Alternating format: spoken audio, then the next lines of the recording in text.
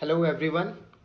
I hope आप सब बहुत अच्छे होंगे। तो ये video specially class 12th board students के लिए है, क्योंकि आफ्टर विंटर वेकेशन जो हॉट टॉपिक क्लास 12 स्टूडेंट्स के बीच में बना हुआ है, that is your board practical examination.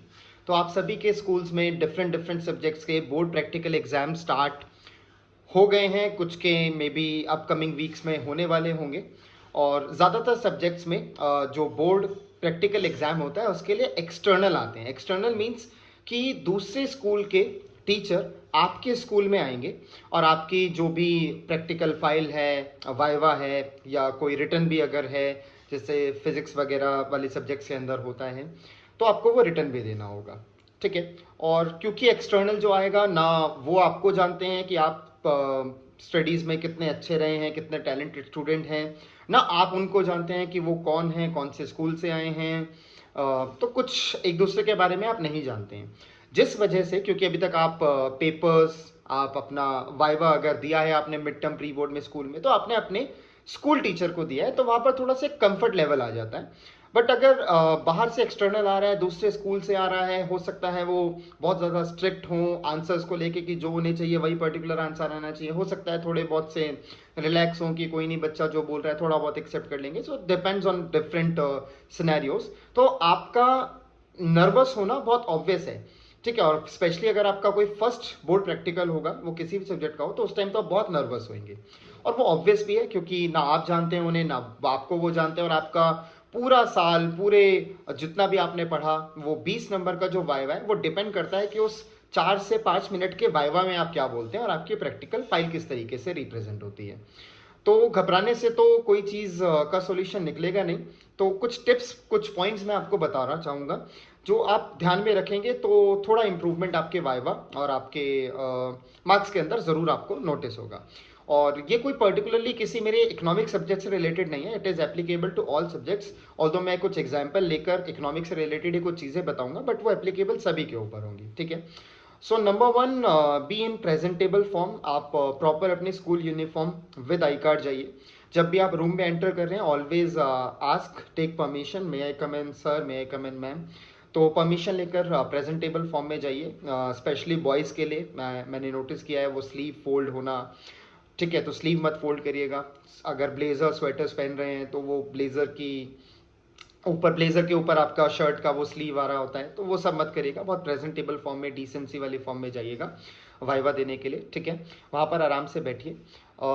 तो उसके बाद जो आपकी फाइल है, जो भी आपकी है, फॉर एग्जांपल मैं अपने सब्जेक्ट का एग्जांपल ले लेता हूँ। अगर लेट्स से इकोनॉमिक्स में money banking, money and banking पे आपने अगर कोई फाइल बनाई है, तो जो आपकी फाइल है उस फाइल को आप थोरोली पढ़ के जाइएगा। थोरोली मीन्स बहुत अच्छे से थोरोली। उसके अंदर जो भी टॉपिक है वो आपको आने चाहिए, जो भी आपने लिखा हुआ है वो आपको आना चाहिए।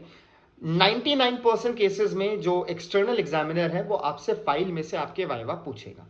ठीक है। तो फाइल को थॉरली पढ़कर जाइएगा।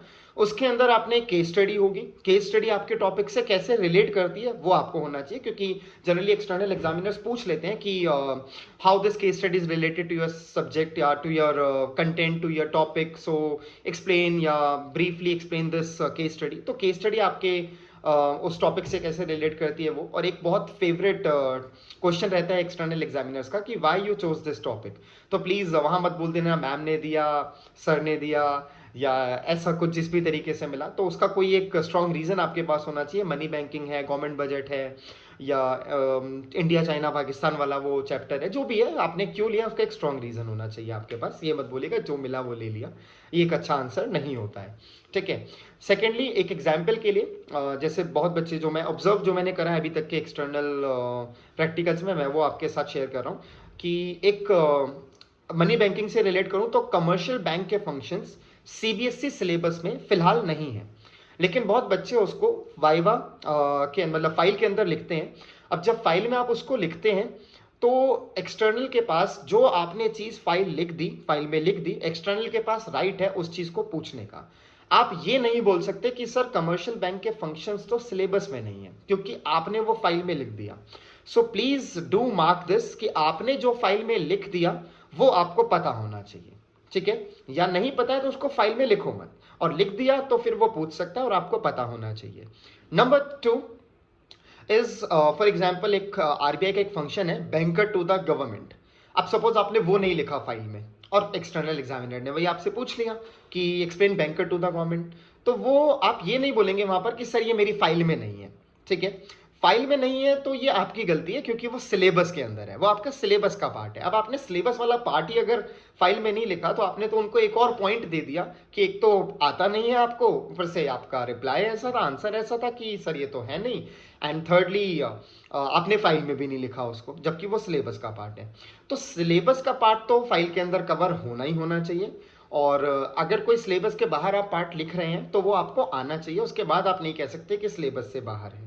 ठीक है, फाइल बहुत नीट क्लीन बनी हुई होनी चाहिए, डिसेंट फॉर्म में होनी चाहिए, अच्छी कवर्ड फाइल हो, आपका नेम, टॉपिक, बोर्ड का रोल नंबर, ये सब उसके अंदर लिखा हो। ठीक है, अब बात आती है कि वहाँ पर आपको आंसर कैसे करना है। So maximum schools are of English medium, so always try to converse in English, even if the external is asking question in Hindi, you must reply in English only. ठीक है, बट लैंग्वेज बैरियर मत create करिएगा यहाँ पर। अगर कोई answer है जो आप कंफर्टेबली आंसर नहीं कर पा रहे हैं इंग्लिश में, सो आप पोलाइटली उनसे पूछकर अपनी लैंग्वेज को हिंदी या बाइलिंगुअल में स्विच कर लीजिएगा।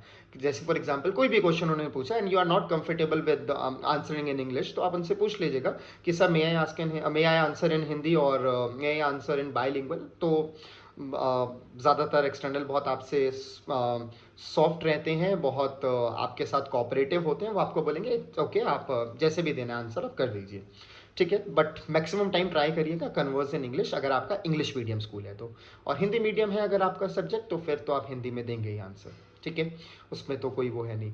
तो एंड दस नंबर नेक्स्ट इज कि जब भी कोई आंसर आपको नहीं आ रहा है, फॉर एग्जाम्पल उन्होंने कोई भी आपसे क्वेश्चन पूछा और आपको वो आंसर नहीं आता है, ठीक है, आपको क्लिक नहीं हो रहा है, थोड़ा बहुत हो रहा है कि ये चीज़ है बट आ नहीं पा रहे उस पॉइंट पर जो आंसर चाहिए, so you can politely ask the external sir may I have any hint, क्या आप मुझे कोई हिंट दे सकते हैं इससे रिलेटेड। अगर वो आपको हिंट दे देते हैं तो ठीक है, आपको वो आगे आंसर याद तो आप आंसर कर दीजिए।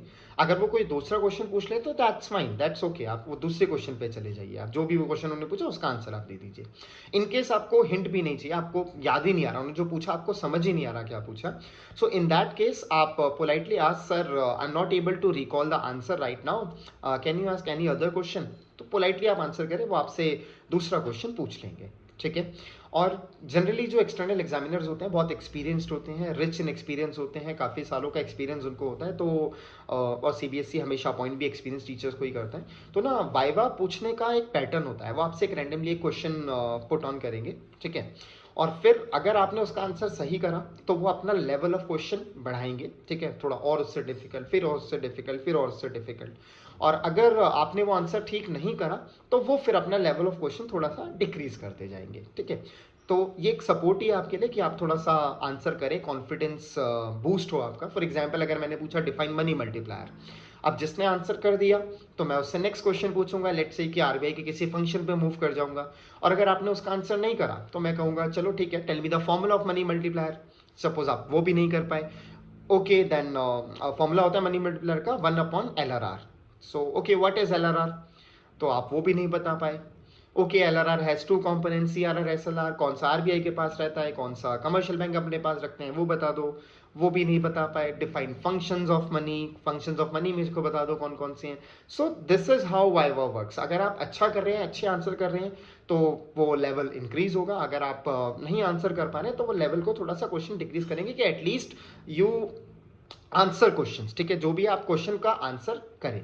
तो ये पॉइंट्स को आप याद रखिएगा और कॉन्फिडेंस के साथ जाइएगा। अगर आपने पूरे साल नहीं भी पढ़ा है, 20 नंबर फिर भी आपके हाथ में, फाइल कंप्लीट करिए, फाइल को अच्छे से मेंटेन करिए, कवर करके जाइए, फाइल को अच्छे से पढ़ के जाइए, फाइल में जो चीज़ हो वो आपको आनी चाहिए, और जो वो पूछे उसका बहुत पोलाइटली, बहुत डिसेंट वे में आंसर करिए। ठीक है, आपका एंट्री और एग्जिट बहुत डिपेंड करता है। एंट्री लेते हुए please ask may I come in, be in proper school uniform with I card, with tie, with blazer, sweater, जो भी आपके स्कूल की यूनिफॉर्म है, और always ask before sitting and always say thank you to after leaving, और that's it. थोड़ा सा confidence चाहिए, कॉन्फिडेंस अपने आप आएगा जब आप पढ़कर जाएंगे तो। और फिर भी कोई डाउट हो किसी भी चीज़ से रिलेटेड हो तो you can comment and I will definitely reply. ठीक है. So all the best for your practical examinations. Thank you.